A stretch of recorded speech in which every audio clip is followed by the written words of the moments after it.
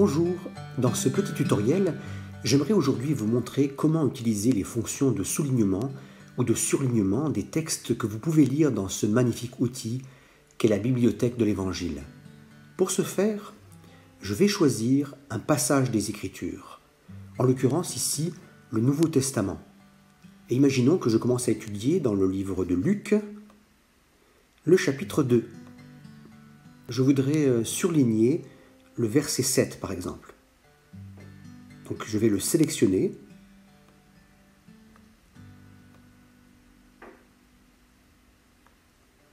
Un menu va s'ouvrir avec différentes fonctions que nous verrons par la suite. Pour l'instant, il me suffit de cliquer sur la petite icône en haut à gauche du menu qui représente un feutre. Le texte sera surligné avec la dernière couleur que vous aurez utilisée. Ici, c'est donc le jaune. Mais si la couleur ne vous convient pas, vous pouvez la changer à tout moment en sélectionnant une autre couleur dans la gamme qui vous est proposée. Par exemple, le vert. Vous pouvez également choisir la fonction de soulignement, ici.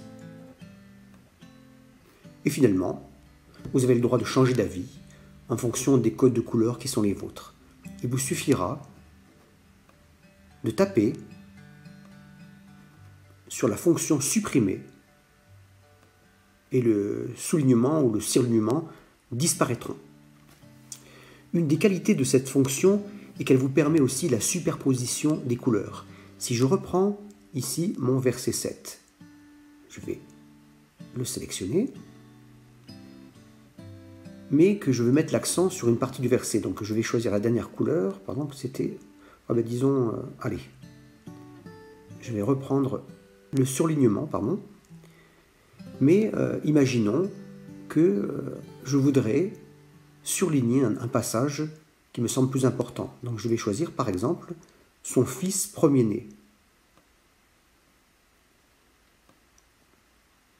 Voilà. Eh bien, il me suffit de cliquer à nouveau sur le petit feutre et vous voyez maintenant que cette partie devient plus visible. Une fois que vous avez réussi à souligner ou à surligner votre texte, eh bien il est temps de faire des commentaires ou des remarques.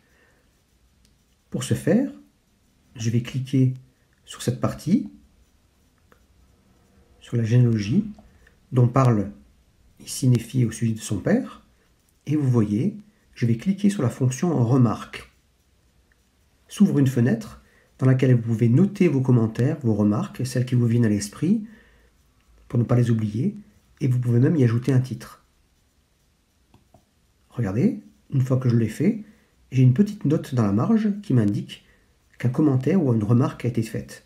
En cliquant dessus, voici celle que j'avais mise à l'époque de mon étude, j'ai noté le titre « L'importance du lignage » et puis un petit texte où on voit dès le départ, ainsi de suite.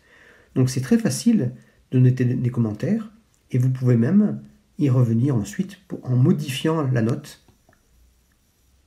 et à ajouter d'autres éléments que vous aimeriez enregistrer. Voilà, c'est très facile et c'est surtout formidable. Voilà, je vous invite maintenant à vous familiariser avec les autres fonctions qui vous sont proposées dans les autres tutoriels prévus à cet effet. Bonne étude!